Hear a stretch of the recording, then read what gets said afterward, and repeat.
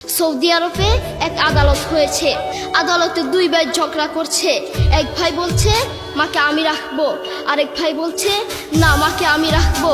দোনো ভাই ঝগড়া করছে মাকে ঘরে রাখার জন্য।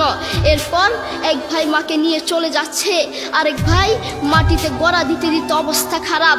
সৌদি আরবে আদালত হয় মা বাবাকে ঘরে রাখার জন্য, আর আমাদের দেশে আদালত হয় মা বাবাকে ঘর থেকে বের করার জন্য, ঠিক কিনা?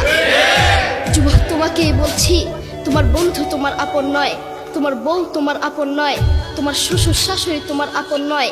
এই পৃথিবীর বুকে আপন হলো তোমার মা এবং তোমার বাবা। করোনা আসার পরে প্রমাণ করে দিয়েছে কে আপন। এক মেয়ে তার মাকে ফোন করে বলছে, মা আমার স্বামীর করোনা হয়েছে। মা বললেন সাবধান, তার কাছে যাবি না, আমি সকালে সিএনজি পাঠিয়ে দিব, তুই টপ করে সিএনজিতে উঠে যাবি। এটার নাম দুনিয়া, এটার নাম দুনিয়া। করোনা হওয়ার পরে বন্ধু বন্ধুর কাছে যায় নাই, করোনা হওয়ার পরে শ্বশুর শাশুড়ির কাছে যায় নাই, করোনা হওয়ার পরে স্বামী স্ত্রীর কাছে যায় নাই, কিন্তু করোনা হওয়ার পরে এখনো ইতিহাস আছে মা তার ছেলেকে গিয়ে চুমু খেয়েছে। করোনা হওয়ার পরে এখনো ইতিহাস আছে বাবা তার ছেলেকে কাঁধে নিয়ে হাসপাতালে গিয়েছে, ঠিক কিনা? যুবক, তুমি তোমার মাকে কিছু মনে করছো না। তোমার মাকে তুমি ঘর থেকে বের করছো।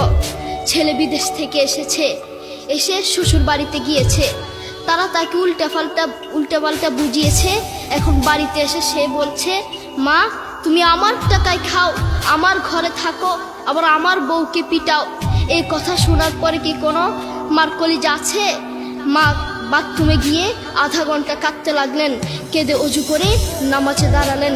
নামাজ পড়ে আল্লাহর কাছে বলতে লাগলেন, আল্লাহ তুমি আমার মার উপর রাগ করিও না, আমার ছেলের উপর রাগ করিও না, ও ভুল করেছে, তুমি আমার ছেলের উপর রাগ করিও না, আমি আমার ছেলেকে বুঝাবো।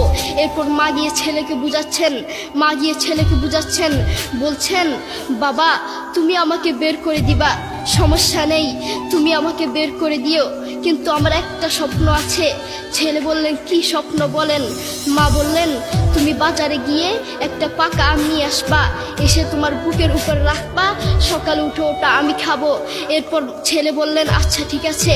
ছেলে বাজারে গিয়ে একটা পাকা আম নিয়ে আসলো, এসে বুকের উপরে রাখলো। 5 মিনিট না যেতেই সেই আম পিঠের নিচে পড়ে চ্যাপ্টা হয়ে গিয়েছে। এরপর ছেলে মাকে বললেন, মা তুমি কি সকাল উঠে আমটা খাবে?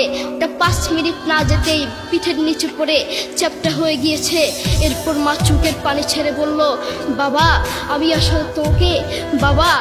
আসলে তোকে খাওয়ার জন্য বলি নাই, আমি আম খাওয়ার জন্য বলি নাই, আমি তোমাকে বুঝার জন্য বলেছি।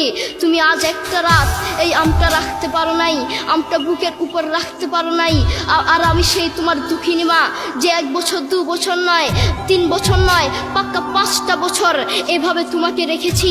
আমিও যদি তোমার মতো এভাবে ঘুমাতাম, তুমিও তো আমার পিঠের নিচে পড়ে চ্যাপ্টা হয়ে যেতা। এরপর ছেলে চোখের পানি ছেড়ে বলল, মা আসলে আমি বুঝতে পারি নাই তুমি কি জিনিস।